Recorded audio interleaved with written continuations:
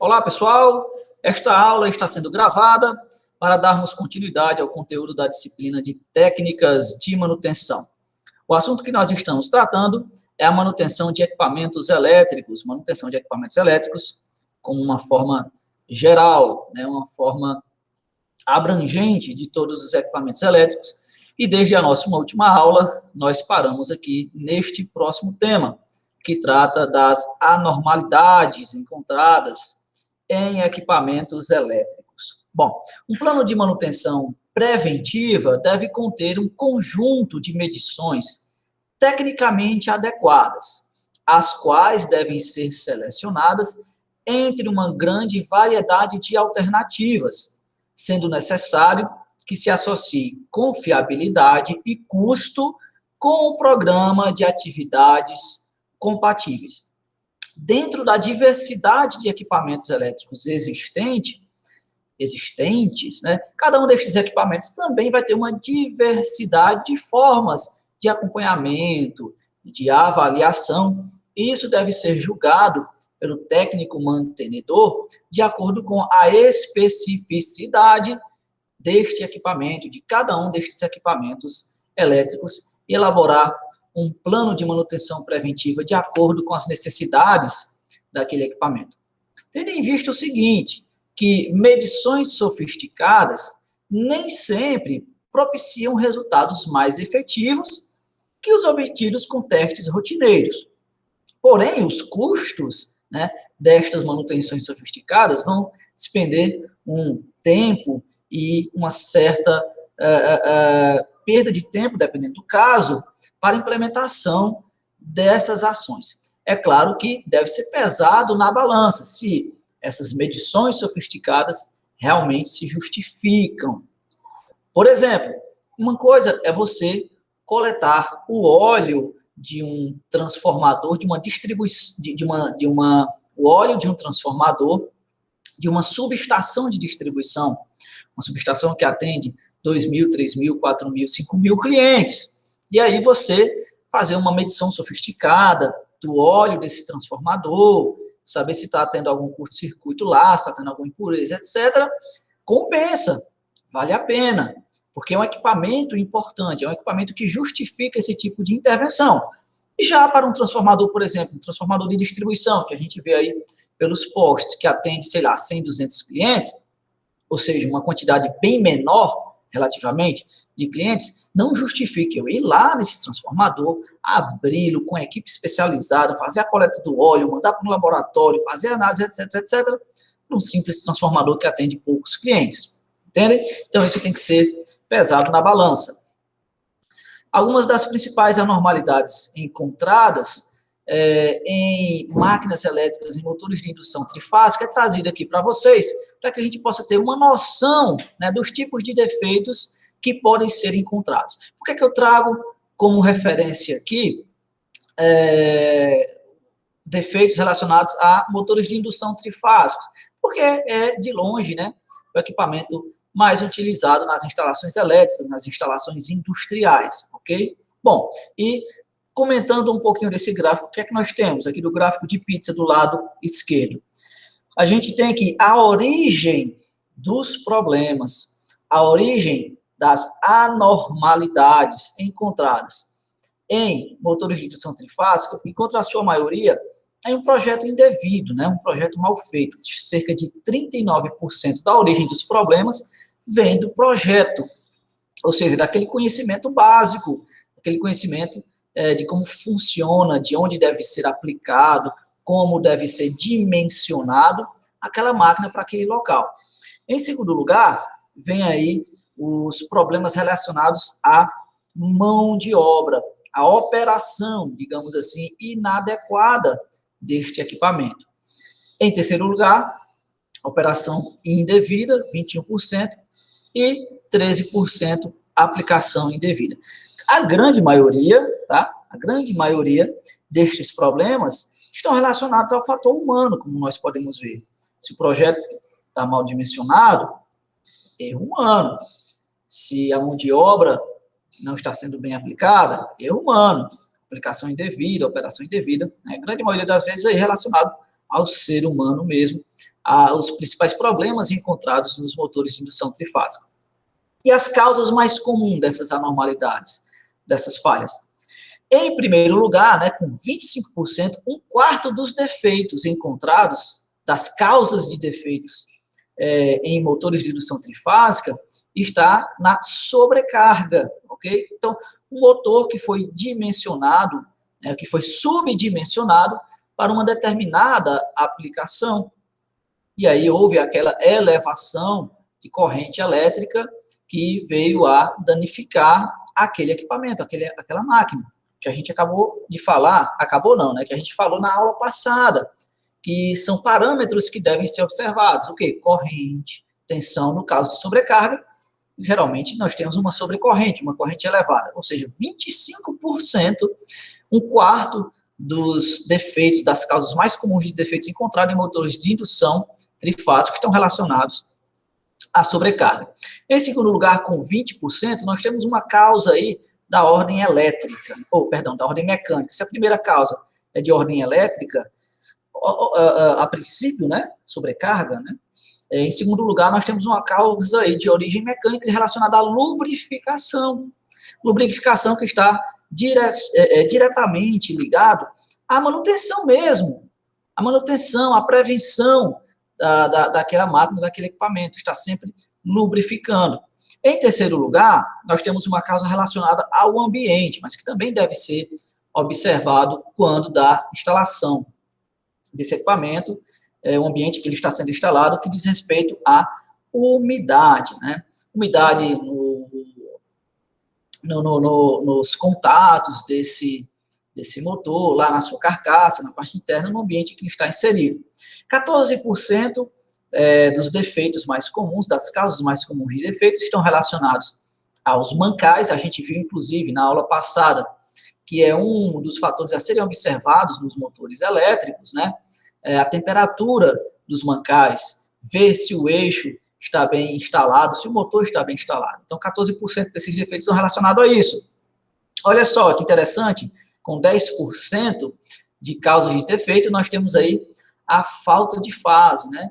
Essa falta de fase que pode ser ocasionada por vários motivos, em que em uma rede trifásica, uma ou outra fase acabam faltando, se desarmando lá devido à proteção, até mesmo fornecimento da concessionária lá de energia elétrica, e esses motores acabam se danificando. A gente pode ver que boa parte desses defeitos aí podem ser evitados,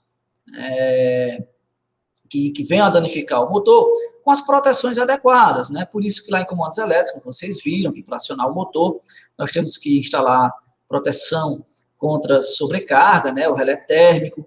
Há também a proteção contra falta de fase, o relé falta de fase, que é utilizado. Tem o relé também que sequencia, o relé de sequência de fase, que analisa tudo isso, e muitos outros relés de proteção que podem e devem ser utilizados.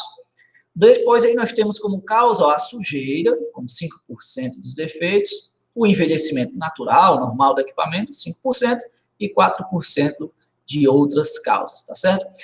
Nós podemos ver, inclusive, que boa parte dessas causas encontradas aí, verificadas, em motores de indução trifásica, a gente também vai encontrar em outros equipamentos elétricos, não somente em motores, tá certo? Em redes de distribuição de energia elétrica, por exemplo, é muito comum a gente ver chaves fusíveis que são acionadas por sobrecarga mesmo. Às vezes, uma unidade consumidora aumenta a sua carga, ou as unidades consumidoras ligadas àquela instalação aumentam suas cargas, a concessionária não faz o devido redimensionamento da rede, e aí muitas cargas ligadas acabam sobrecarregando e acionando as proteções dessas redes, né, com sobrecarga. Lubrificação, a gente não vai encontrar esse tipo de defeito em redes de distribuição, porque as redes, né, são um equipamento estático, né, estático no sentido que não tem movimento, né, como no motor, estão lá paradas apenas fornecendo energia. Mas a umidade, por exemplo,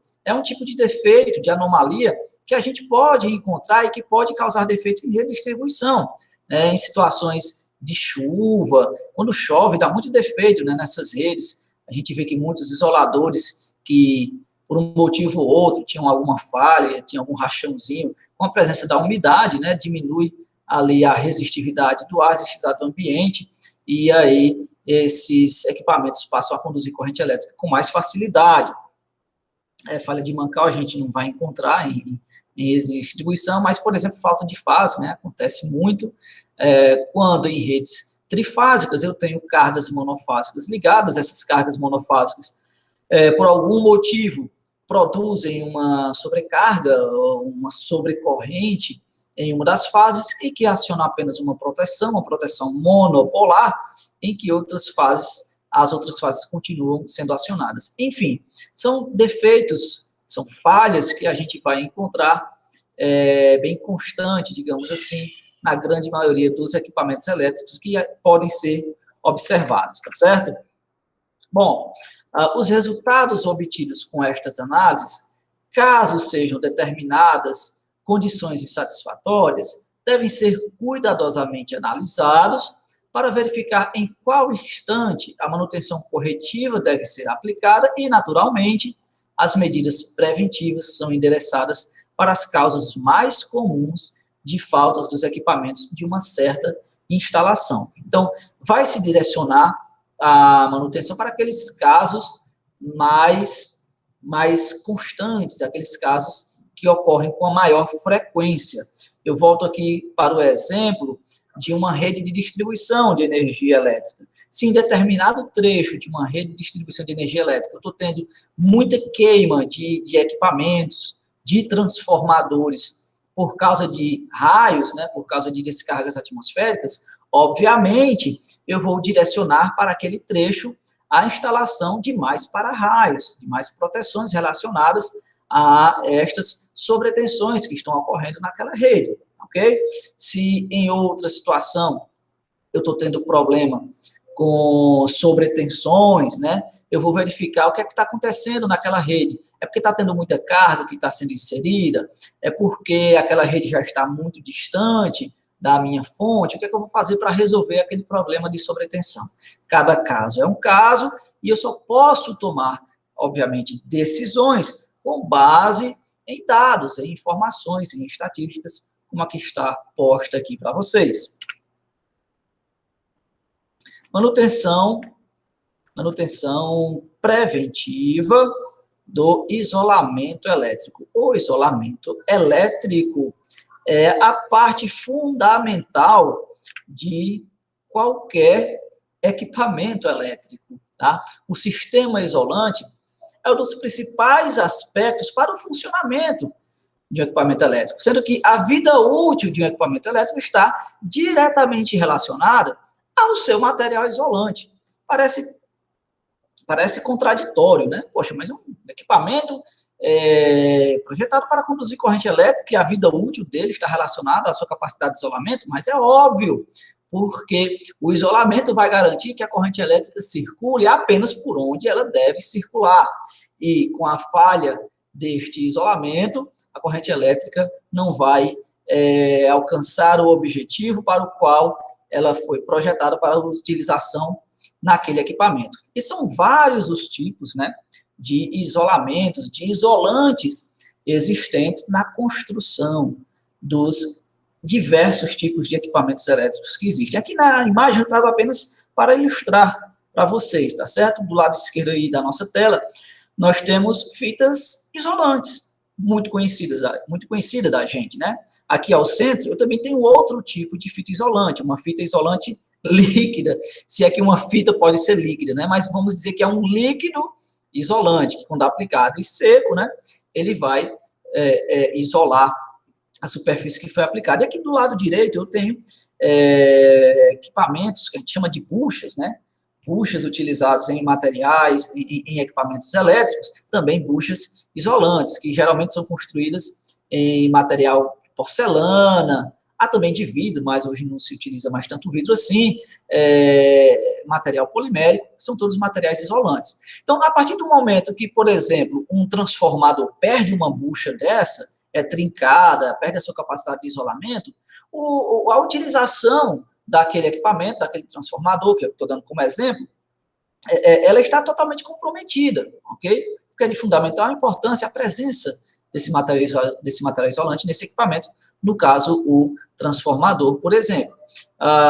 Vamos usar outro exemplo de outro equipamento elétrico que vocês possam ter em casa, um celular, por exemplo. O celular que vocês têm aí, todo um circuito eletrônico lá interno, com as vias, os caminhos por onde vai circular a corrente elétrica, e se por algum motivo aquela plaquinha lá, eletrônica, que tem dentro do seu celular, perde a sua capacidade isolante, a sua capacidade de isolamento, com certeza o seu celular vai parar de funcionar, não vai funcionar muito bem. Um ventilador, eu estou dando aula aqui para vocês agora, gravando essa aula com um ventilador de lado. Um ventilador nada mais é do que um motor com a hélice aí acoplada ao seu eixo. E por ser um motor, ele tem enrolamentos, tem condutores, tem bobinas lá dentro dele. E essas bobinas são construídas em um material isolante. Claro, as bobinas é de um material condutor, mas são envoltas por um material isolante, que, se por algum motivo o revestimento isolante dessas bobinas perde a sua característica de isolamento, as bobinas também vão perder suas características principais e vão deixar de funcionar, ou vão funcionar com uma eficiência, com uma qualidade menor. Em resumo, é de suma importância dar a manutenção devida ao isolamento de máquinas e equipamentos elétricos. A vida útil de um isolamento sólido é compreendida como o tempo necessário para que seus elementos constituintes falhem, ou seja, que a sua força de tração reduza-se a determinadas percentuais do original. Note-se que no final da vida, a isolação se apresenta frágil e quebradiça, com baixa resistência mecânica. Quem aqui já deu manutenção em alguma instalação elétrica muito antiga, vai compreender bem do que a gente está falando. Aquelas instalações de casas que foram construídas lá na década de 80 do século passado, tá? Década de 90, talvez, do século passado. As instalações eram construídas, né, com...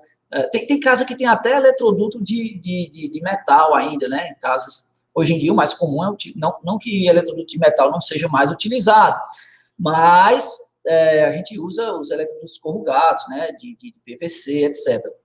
Mas a gente vai encontrar ainda muita casa com eletroduto de metal, com aqueles cabos bem duros, né? Cabos isolados, mas bem duros. Se você for dar manutenção no isolamento, for trocar uma tomada, alguma coisa assim, nessas instalações antigas, você vai ver que o isolamento do condutor já é bem quebradiço, né?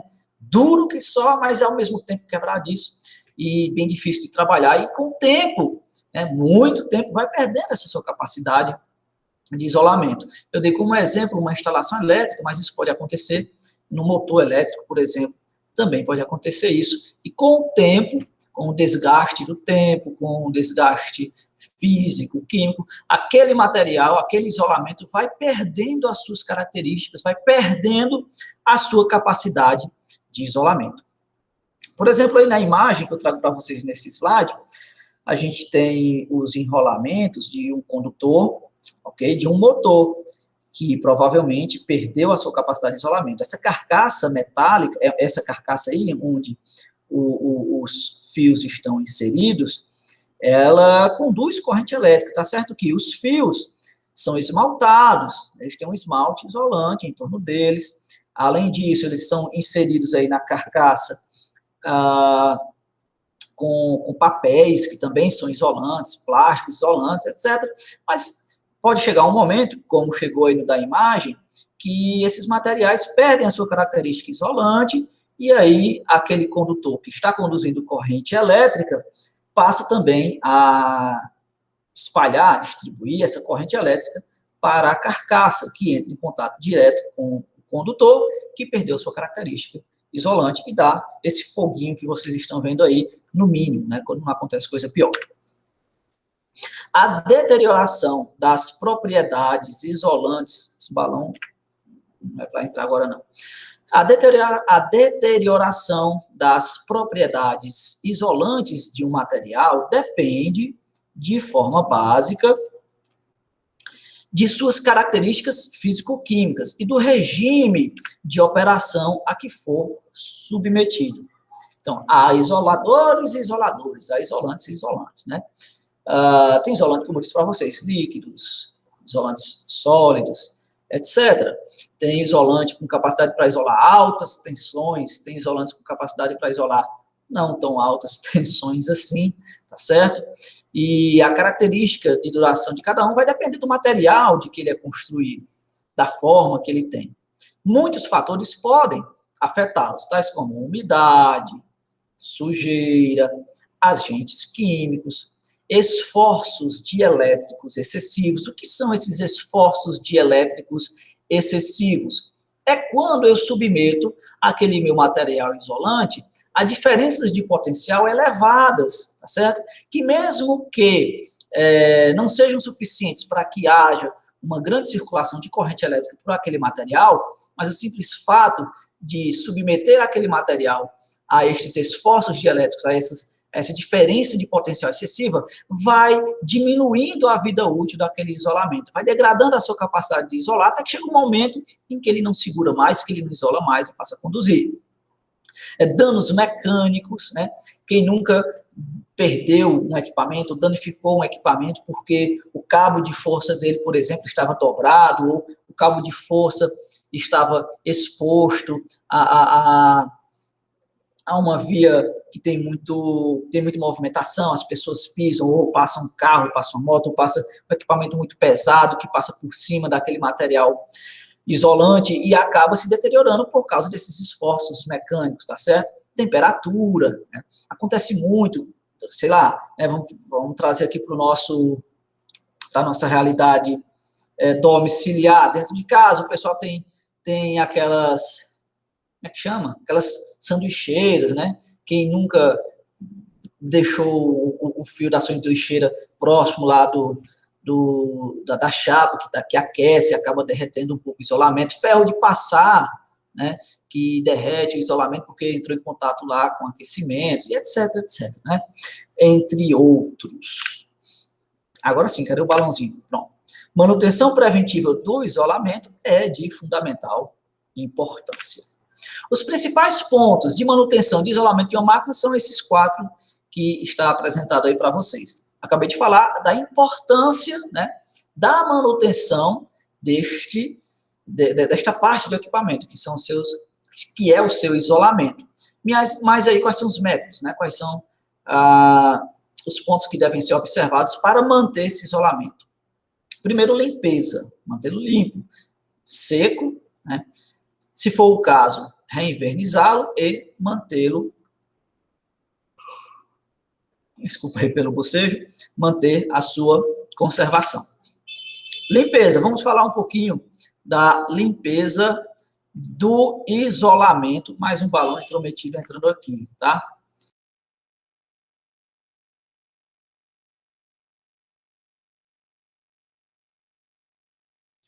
Balãozinho intrometido aqui, vamos lá. Limpeza do isolamento. É o primeiro e mais importante quesito de manutenção do isolamento. A remoção de poeiras pode ser feita com um aspirador de pó ou com ar comprimido seco. Porém, o último, que é o ar comprimido seco, apresenta a desvantagem de espalhar a poeira para outras máquinas ao redor. Com o aspirador de pó, né, você vai estar sugando a poeira e guardando lá em determinado recipiente. Você pode limpar também com ar comprimido? Pode. Esse ar comprimido tem que ser seco, não pode ter outras partículas, mas quando você limpa com ar comprimido, você pode até estar tirando a poeira lá daquele local, mas essa poeira está sendo direcionada para outros pontos, que vai acabar também gerando sujeira do mesmo jeito. Aquele velho ditado, você vai estar cobrindo o santo para descobrir outro, não é verdade?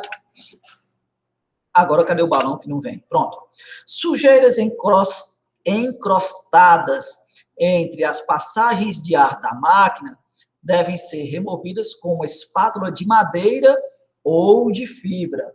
Não se deve usar pontas e raspadeiras metálicas, pois estas podem ferir o isolamento. Então, sempre que você for trabalhar na limpeza de equipamentos elétricos, é interessante utilizar essa espátula de madeira. Se você for utilizar para limpar isolamento, alguma coisa pontiaguda, alguma coisa cortante, ou perfuro cortante, ou perfurante, obviamente você corre o risco de danificar o isolamento daquele equipamento. e sendo um equipamento, uma ferramenta metálica, menos ainda. Então, para limpeza, se aconselha utilizar esse tipo de espátula, tá certo? Ou madeira, ou fibra, de maneira que não danifique o isolamento. Você vai tentar resolver uma coisa e acaba piorando a situação. Limpeza do isolamento. A limpeza de graxas e óleos deve ser feita com pano isento de fiapos e embebido com um solvente recomendado, como o Varsol, a benzina e o tetracloreto de carbono, de modo que estes solventes não acabem dissolvendo o isolamento daquele equipamento, porque você vai estar dando um tiro no pé, na verdade. O tiro vai estar saindo pela culatra, você está indo com solvente para limpar o isolamento, e ao invés de limpar as sujeiras que tinham sobre o isolamento, você tira o isolamento todo e acaba piorando a situação. Outra coisa é que estes panos não devem deixar nem soltar fiapos no equipamento que está recebendo a manutenção, porque também, mais uma vez, você está fazendo o contrário do que você estava querendo fazer. Ao invés de manter o equipamento limpo, você vai estar elevando mais sujeira com aqueles fiapos daquele pano que você está utilizando.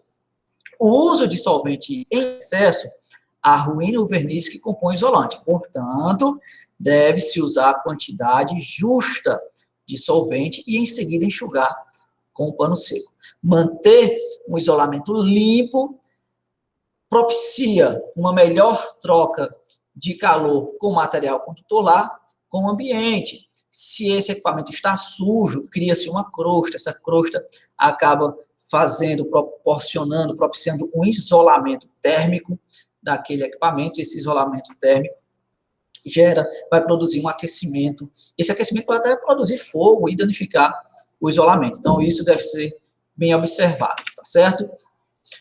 O uso de solventes, atenção, né? O uso de solventes requer cuidados. Os derivados de petróleo são inflamáveis e o tetracloreto de carbono, que não é inflamável, é muito tóxico. Portanto, deve ser usado em lugares bem ventilados. Quem já trabalhou com solvente, seja até mesmo pintando, né, em casa, sabe que equipamento é um produto muito forte, né? Tem que ser utilizado com cuidado, observando todos os procedimentos de segurança.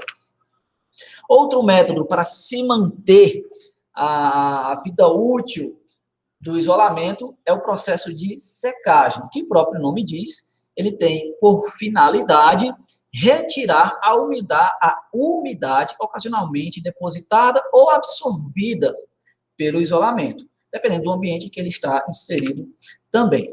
O método mais favorável, né, é a aplicação de calor externo, como lâmpadas infravermelhas ou aquecedores elétricos, dentro de uma estufa ou coberta de lona. Para este tipo de secagem, para este tipo de aplicação, né, de secagem, 3 cuidados devem ser observados. Primeiro, sempre deixar uma abertura no topo da coberta para que o ar úmido escape. No caso de estufa, faz-se a extração forçada do ar. Rarefaz a pressão, melhorando a secagem. Segundo ponto, não aproximar muito as fontes de calor do isolamento para não queimá-lo, não carbonizá-lo, tá? Então, esse aquecimento se dá por meio de lâmpadas, né, infravermelhas, que essas lâmpadas produzem esse calor. Mas se você aproximar demais, vai aquecer demais e vai acabar danificando o isolamento. E ao invés de retirar a umidade, você tira isolamento com tudo, que não dá certo. E o terceiro ponto é que a temperatura do isolamento não deve ultrapassar 90 graus Celsius.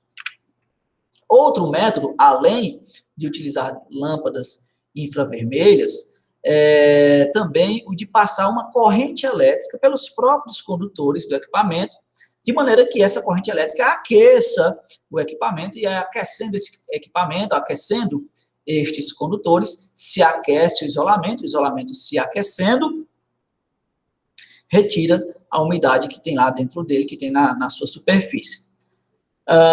Essa fonte que vai produzir, que vai fornecer essa corrente elétrica, pode ser uma fonte de corrente alternada, proveniente de um autotransformador regulável, e aí com esse autotransformador você vai conseguir regular o nível de tensão, o nível de corrente que vai passar pelos condutores deste material. Pode ser também utilizado corrente contínua, gerada através de uma máquina de solda elétrica, ou ainda contínua, gerada pelo próprio equipamento cuja armadura é colocada em curto-circuito, dependendo do equipamento, tá certo? É necessário, no entanto, quando se aplica esse tipo de método para secar o isolamento, ter alguns cuidados com a sua aplicação. A corrente circulante, né, que vai passar pelo equipamento, que vai aquecê-lo, não deve ultrapassar a corrente nominal do equipamento, senão, óbvio, eu vou acabar queimando esse equipamento. Assim, a temperatura não deve aumentar mais que 5 graus Celsius por hora. Um aquecimento muito rápido pode formar bolhas que danificam o isolamento. A temperatura medida sobre o isolamento não deve passar de 8 graus Celsius. Outro método para se manter o isolamento de equipamentos elétricos é o reinvernizamento. Esse reinvernizamento é uma medida extrema, tá certo? É como se fosse uma bala de prata para a manutenção do isolamento de equipamentos elétricos, tá certo? É uma prática drástica, vamos dizer assim, tá certo? Por quê? Porque esse reinvernizamento torna o equipamento novo de novo, basicamente sim, torna ele novo de novo. Mas a partir do momento que você reinverniza, né, pode surgir algumas rachaduras que venham a se acumular sujeira. Outra desvantagem da prática do reinvernizamento é que eu estou colocando nada mais, nada menos do que outra camada ali por cima daquele condutor, e aí dificultando ainda mais a troca de calor daquele condutor com o meio ambiente, provocando uma maior dificuldade para a passagem de corrente elétrica. Então, o reinvernizamento é um método que só deve ser utilizado pelo menos uma vez, tá? Dentro da vida útil daquele equipamento. E só deve ser feito com a peça bem limpa e seca, porque não adianta você ir reinvernizar um equipamento, está cheio de sujeira ali por cima do isolamento, aí você passa um verniz por cima e deixa lá a sujeira invernizada junto, né? O melhor método que é utilizado para reinvernizar uma peça é mergulhá-la aquecida num banho de verniz, demorando o tempo necessário para a impregnação completa do isolamento. Em seguida, deixá-la suspensa para escorrimento do verniz e, por fim, colocá-la para secar em uma estufa. No caso de não se ter estufa, deve-se utilizar verniz de secagem ao ar. E aí tem que se observar qual o tipo de verniz isolante você vai estar utilizando para reinvernizar o isolamento deste equipamento. Algumas máquinas, quando são construídas a primeira vez, né, elas são invernizadas em estufa, lá aquecida, um líquido próprio para isso, etc., né, lá na fábrica mesmo. Quando você vai praticar um reinvernizamento, existem líquidos próprios para isso, está aí na imagem para vocês, né, quem tem aí da VEG, tem da GE, líquidos isolantes, e aí parece uma coisa meio que artesanal, né? Nesse caso aí, são vernizes para secagem ao ar, né? Secagem a seco, você não precisa de aquecer. Então, para você fazer, né, aquela bobina nova de nova, para reinvernizar aquela bobina, dá esse mergulho aí, ó, nesse recipiente com esse verniz isolante, deixa um tempo lá secando, que aí ele fica novo de novo. Claro, levando em consideração todas essas vantagens e desvantagens que eu citei para vocês da prática do reinvernizamento. Grandes armaduras são impregnadas a pistola, ao invés desse mergulho, como vocês viram aí, ou a pincel, pois não podem ser manuseadas para a operação de mergulho. No primeiro caso, deve-se proteger as partes vivas de cobre, comutador, anel, coletor, contatos, dependendo do equipamento que você está aplicando o reinvernizamento. O eixo e os mancais com papel. Não sendo possível o uso de papel, usa-se uma leve camada de graxa. Para transformadores, tá? Por outro lado, é necessário analisar se analisar com uma certa frequência se o fluido dielétrico, o fluido isolante que tem dentro lá do transformador, está em boas condições de operação. Num transformador, aquele fluido em que os enrolamentos estão imersos, ele tem essa dupla função. A função de ser um líquido, um fluido isolante, um líquido, um fluido dielétrico, e também ele tem a função de refrigerar os isolamentos. É por isso que os transformadores têm estes radiadores, né, aqui associados ao seu tanque, que permite a circulação do líquido aqui. Esses radiadores servem nada mais, nada menos, para que eu tenha uma área de contato com o ambiente externo ainda maior, tá certo?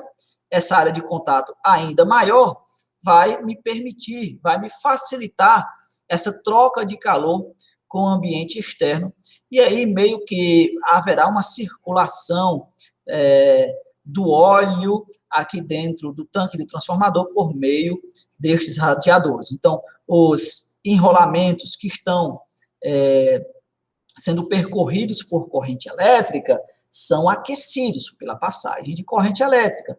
Esses enrolamentos trocam calor com o óleo isolante e também com o óleo refrigerante que está aqui. O calor produzido pela corrente elétrica nesses enrolamentos é dispersado, é repassado, é transportado para o líquido isolante, tá certo?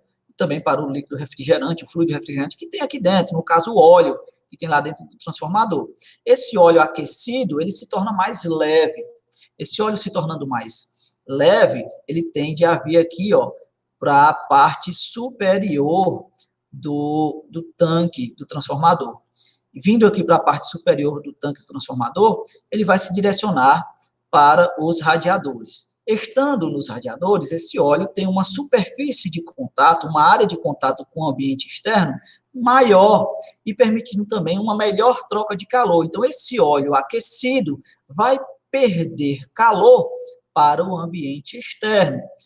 Perdendo calor para o ambiente externo, esse óleo se torna refrigerado, né? Se torna mais frio, e sendo mais frio, ele tende a ser mais pesado. Quando as coisas estão mais quentes, elas ficam mais leves, né?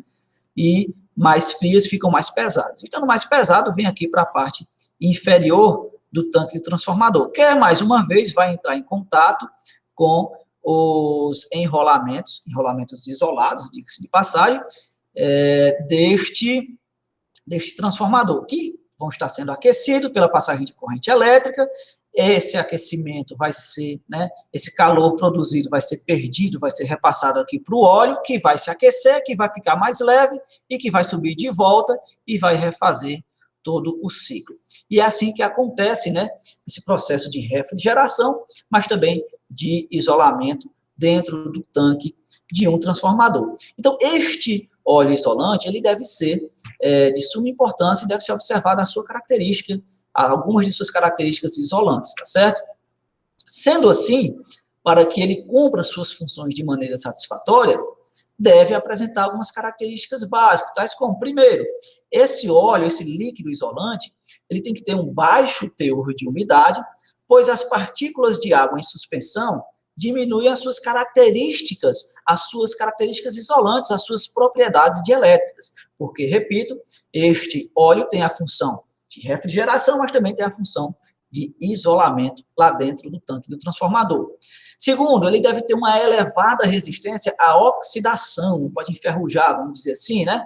Para evitar a formação de borras e ácidos. Terceiro ponto, a composição química desse óleo deve ser de tal maneira que não influencie na propriedade do isolamento lá dos enrolamentos do transformador e mesmo da carcaça do tanque em que ele está inserido. Ele também tem que apresentar, em quarto lugar aí, né, uma viscosidade suficientemente baixa para que haja aquela circulação dentro do tanque do transformador, de modo que haja a troca de calor com os radiadores, com o ambiente externo. E, por fim, deve ter uma resistência elevada à inflamação, de forma a tornar mais segura a instalação elétrica, né? Antigamente, tinha alguns transformadores que eram construídos com esses líquidos isolantes, mas que tinham uma combustão absurda, né? Qualquer coisinha pegava fogo e aí qualquer coisinha o transformador explodia. Não mais hoje, né? Atualmente, os líquidos que são inseridos, né, nesses transformadores devem ser resistentes a essa inflamação, né? Essa inflamabilidade. Ou seja, não deve pegar fogo facilmente.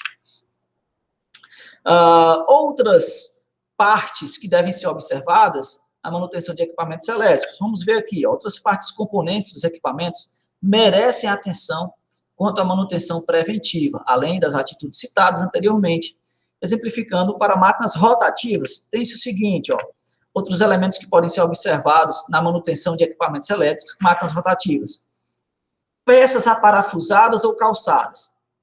Sua inspeção de vez em quando servirá para notar se estão todas bem firmes e sem corrosão ou ferrugem. Atenção particular deve ser dada aos parafusos que seguram os grampos de suporte dos cabos e de certos isolamentos. Fundações e placas de apoio devem ser verificadas a sua rigidez e seu nivelamento, pois muitas vezes tais apoios podem ceder ou escorregar por efeito das próprias trepidações da máquina. Outro ponto que deve ser observado, os acoplamentos, o aperto e o alinhamento das flanges de acoplamento devem ser verificados uma vez por ano e sempre que a máquina sofrer algum impacto elétrico ou mecânico ou quando houver deslocamento nas fundações. Cabos de ligação, inspecionar quanto a sinais de superaquecimento, isolação deficiente ou avaria mecânica.